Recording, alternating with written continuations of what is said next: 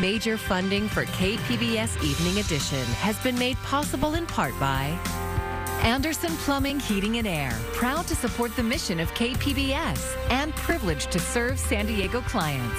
Anderson Plumbing, Heating and Air, helping homeowners maintain drain, heating, and cooling systems since 1978. And by the Conrad Prebys Foundation, Darlene Marcos Shiley, and by the following.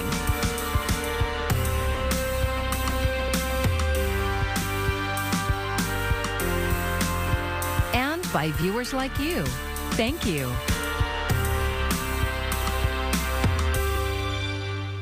Good evening. It's Thursday, January 6th. Thanks for joining us. I'm Maya Trabulsi. A dagger at the throat of democracy. Those were just some of the direct and pointed remarks President Biden used to condemn Donald Trump's role in a deadly breach on the Capitol 1 year ago today. But the president's speech, not the only words being spoken about the destructive and deadly day that included the death of a San Diego woman. Our coverage begins with reporter Isabel Rosales. On this day of remembrance, we must make sure that such attack never happens again. Chaos and violence erupt at the nation's capital. Lawmakers run for cover as rioters interrupt the certification of Joe Biden's win. This was an armed insurrection. 1 year later, the president marking the anniversary by warning of the ongoing threat to democracy. We are in a battle for the soul of America. Their memory. Inside the Capitol, a somber moment of reflection. Capitol police officers bear the scars. This doesn't necessarily feel like an anniversary. There really hasn't been an end to January 6th. Federal prosecutors have criminally charged more than 700 people. The Justice Department remains committed to holding all January 6 perpetrators at any level accountable under law. Meanwhile, the January 6 House Select Committee vowing transparency and accountability, all the way up to former President Donald Trump. Those who stormed this Capitol, and those who instigated and incited, and those who called on them to do so, held a dagger at the throat of America, at American democracy. In Washington, Isabel Rosales. Local politicians are reflecting on that dark day and expressing optimism about American democracy. But as KPBS's Alexander Nguyen explains, one expert expressed doubts about the future of the United States. Congressman Scott Peters was in the gallery watching the proceedings when the mob attacked.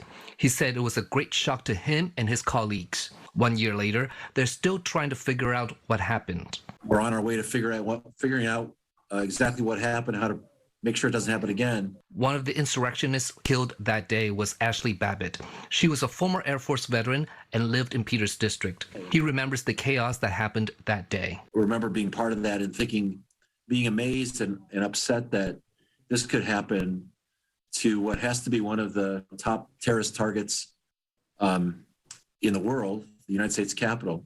The security was certainly a failure. For freshman Representative Sarah Jacobs, last January 6th was only her fourth day in Congress. She said it made her realize that her job is protecting and defending democracy. We can no longer rest on the strength of our institutions because our institutions are the ones being co-opted.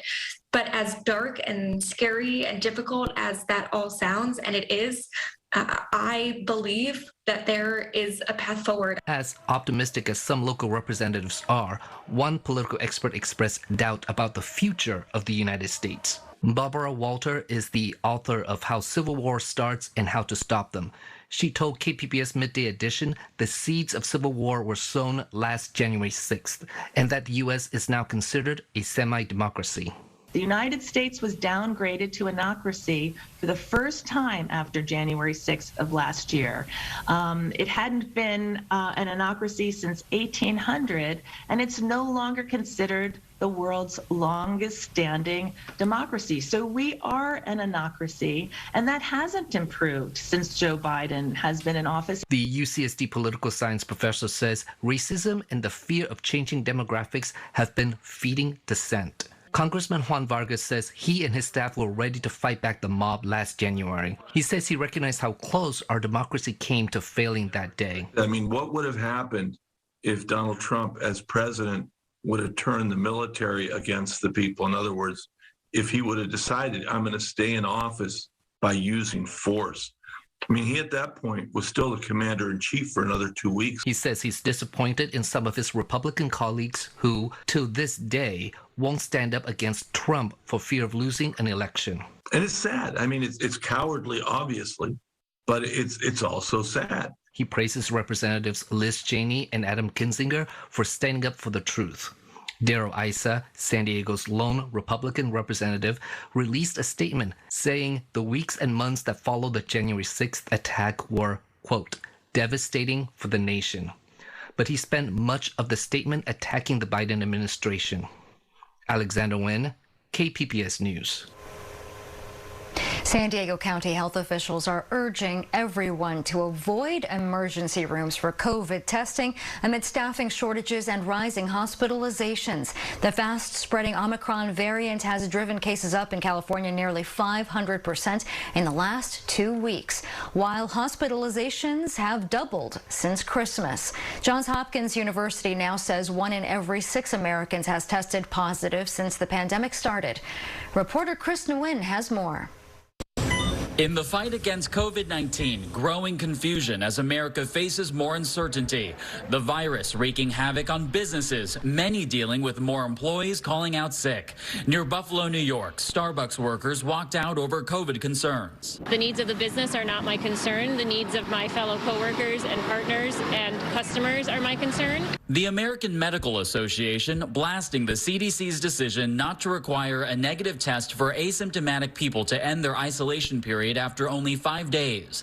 The AMA saying in a statement, quote, the new recommendations on quarantine and isolation are not only confusing, but are risking further spread of the virus. Many people across the country now struggling to get access to testing due to the high demand. I think CDC is in a tough spot because there aren't enough tests and they're trying to find alternative ways of moving forward. The director of the CDC pushing back, denying that the new guidance had anything to do with testing shortages. If you have access to a test, and if you want to do a test at day 5, and if your symptoms are gone and you're feeling well, then go ahead and do that test. This comes as the CDC averages more than 574,000 cases each day. The CDC now recommending children as young as 12 be boosted, as health experts predict a rough month ahead. People should try to do everything they can to be careful and thoughtful about their activities and their masking. Chris Wynn, KPBS News. 86 city employees have been notified they could be fired for failing to comply with San Diego's COVID-19 vaccine mandate. Monday was the deadline for all employees to be fully vaccinated. The departments with the most advanced notice of termination letters are public utilities with 19, police with 15, and parks and recreation with 13. Last month, 900 of the city's 11,300 employees were warned they needed to comply with the mandate. The city says employees who updated their vaccination status or applied for a medical or religious exemption did not receive a termination notice. San Diego Mayor Todd Gloria issued a statement calling vaccines critical to health and wellness of employees and the people the city serves. He also says he hopes no city employee chooses termination over getting vaccinated. California's mask mandate was set to expire next week, but with the rise in COVID cases, it has been extended by another month. KPBS reporter Melissa May got reaction from locals.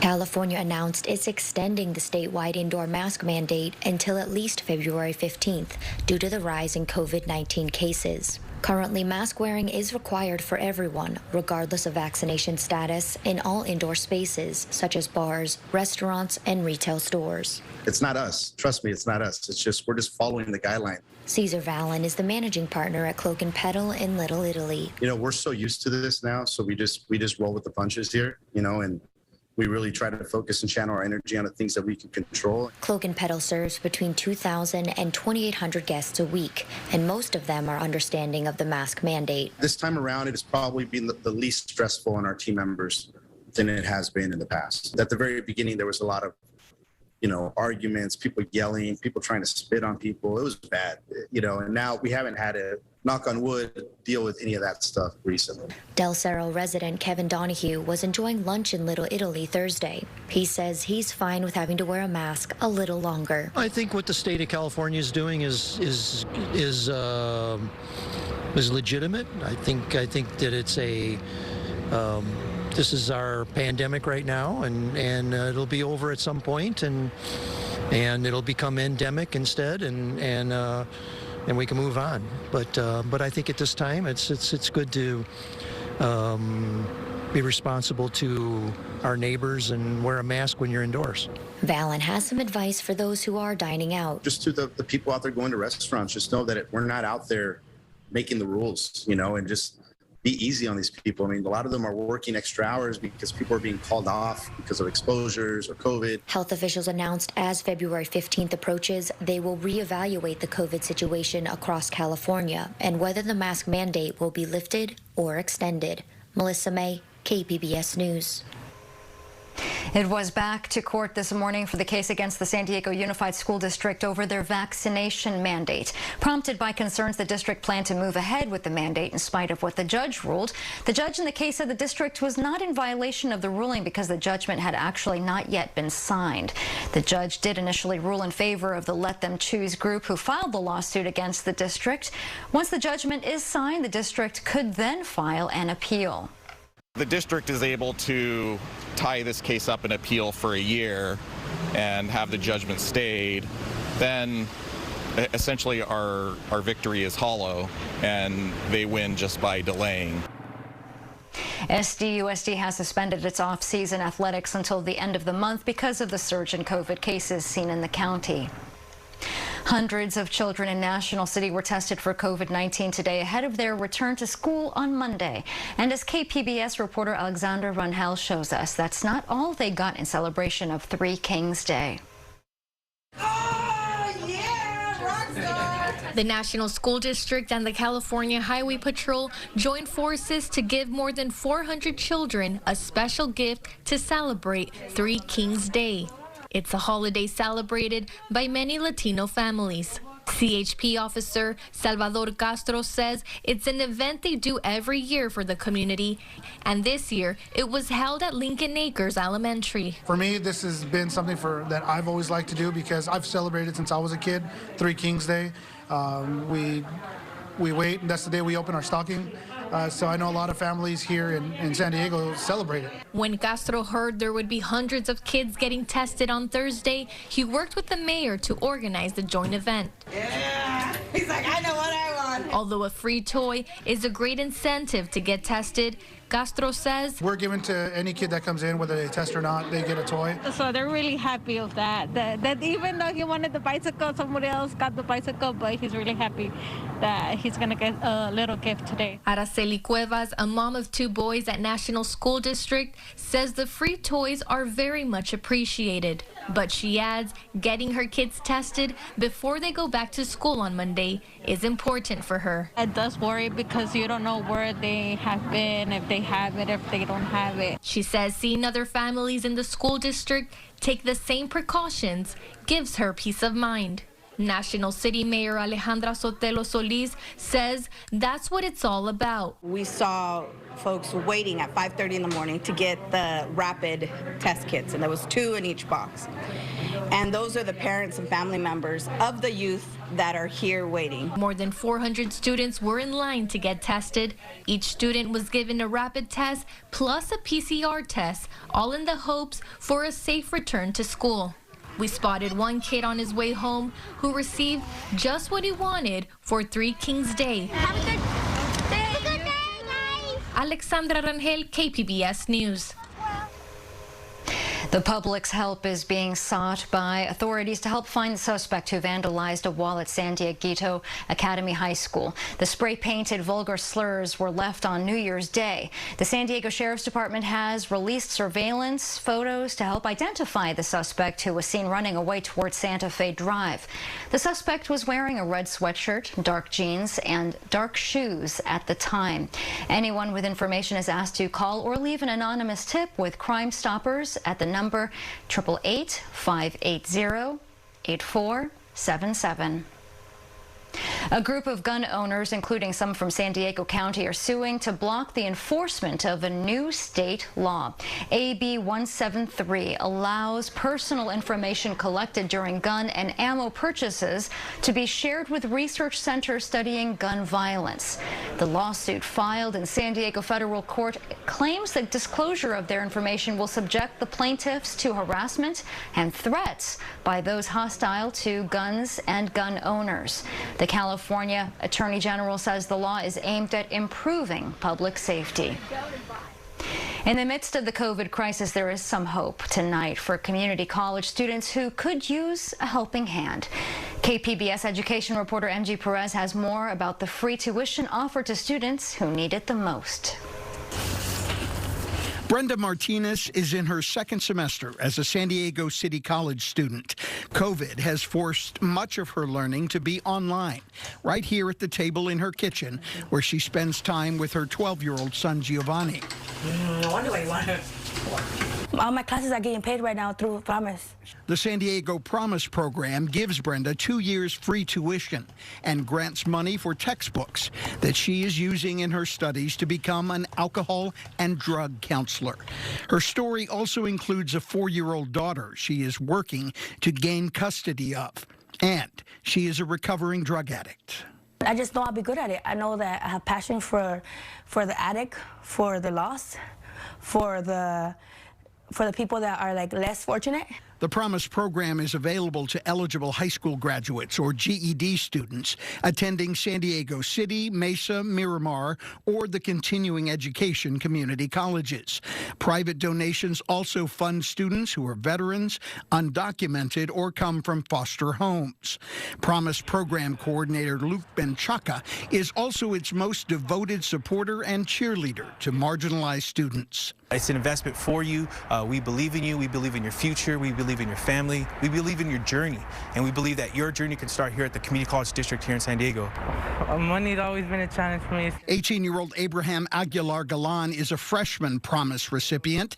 His family comes from Mexico and is struggling to make ends meet. He is studying for a career in heating and air conditioning installation. What keeps you going? Just my family, my mom, mostly my mom, and knowing there's money in the industry. The Promise students sign a contract to maintain at least a 2.0 average, meet with counselors, and succeed in their dreams. Brenda Martinez made a promise to herself as well. I promised myself that I wouldn't quit. I promised myself that no matter what it takes, I have to get there. MG Perez, KPBS News.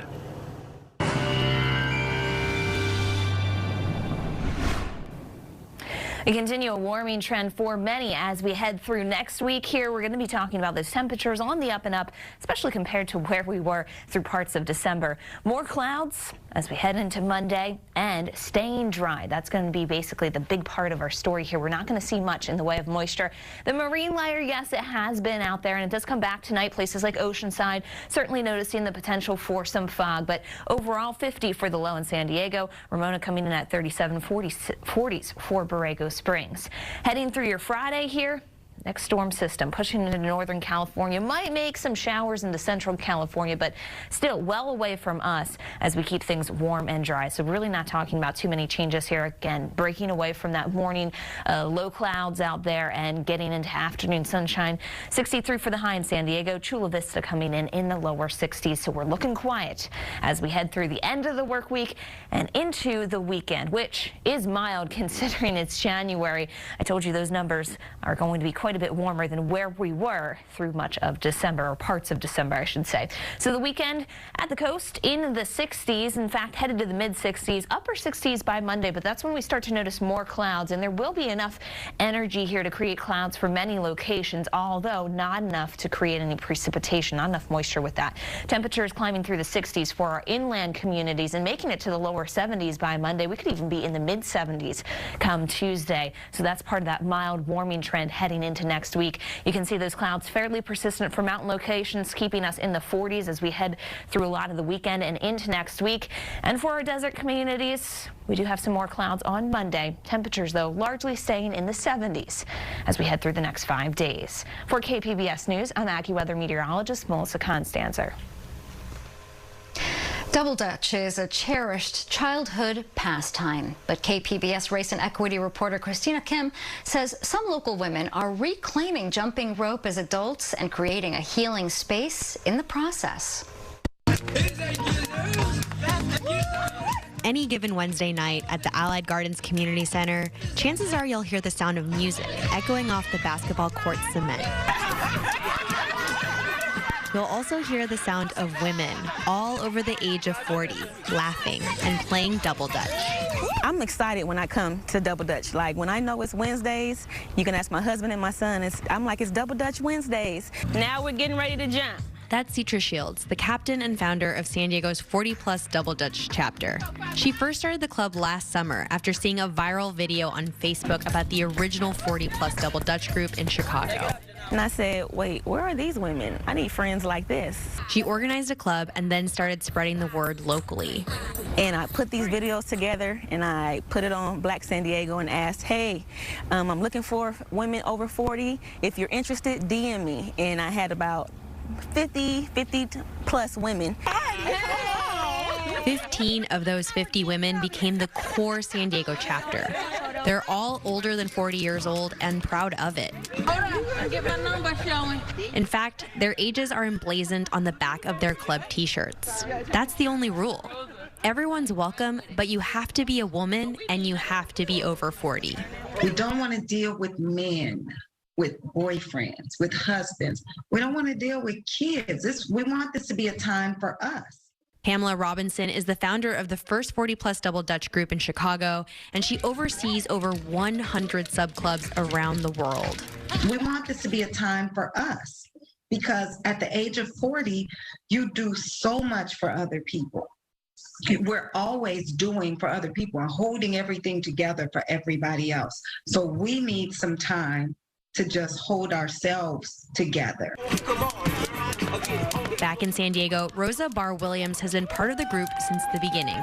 I think it's just bringing out the youth in all of us, and that's why I think it's the 40 plus. You know, although you're 40, it doesn't matter. You can still come here, have fun, bring your childhood games with you, because like I said, I've been doing this since childhood. The formula is simple. Each time the club meets, they take turns playing Double Dutch, they hula hoop, and they dance. You got it.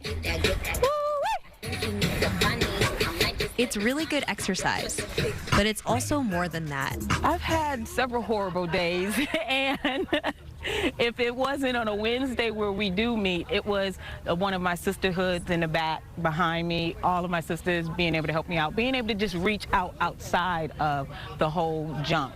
You know, Wednesday is just the day we come together, but we're there for each other each and every week.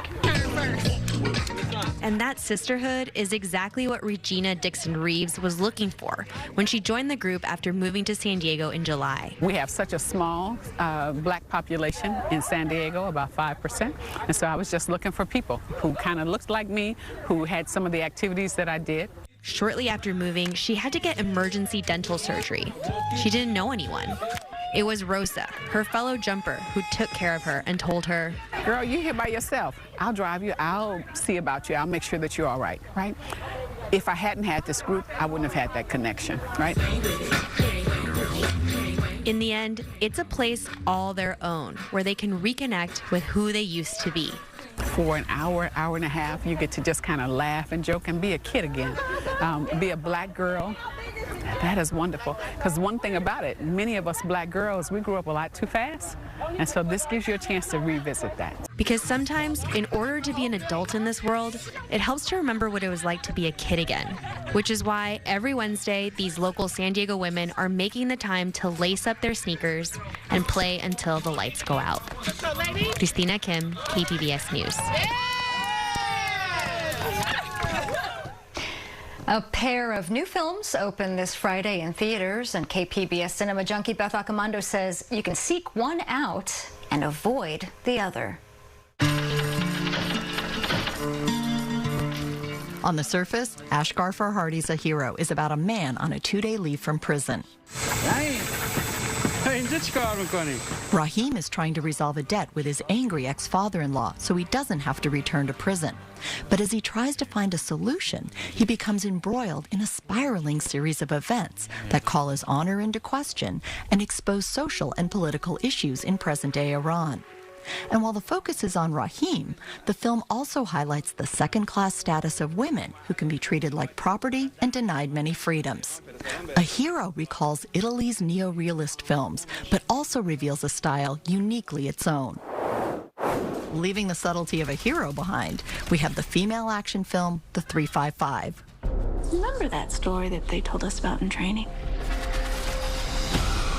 About George Washington's first female spy during the Revolution.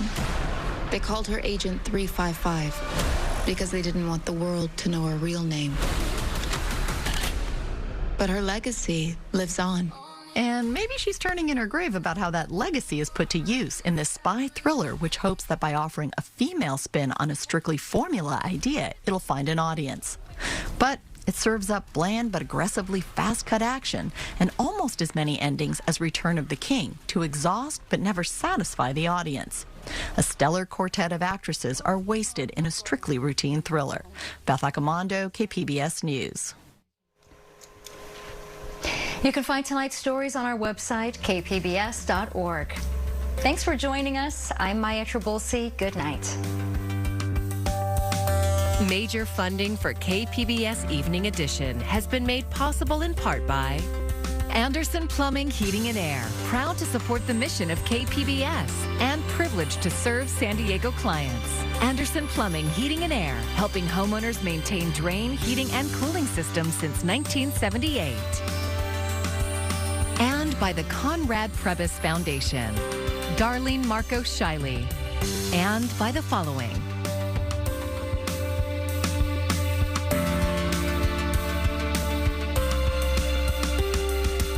And by viewers like you. Thank you.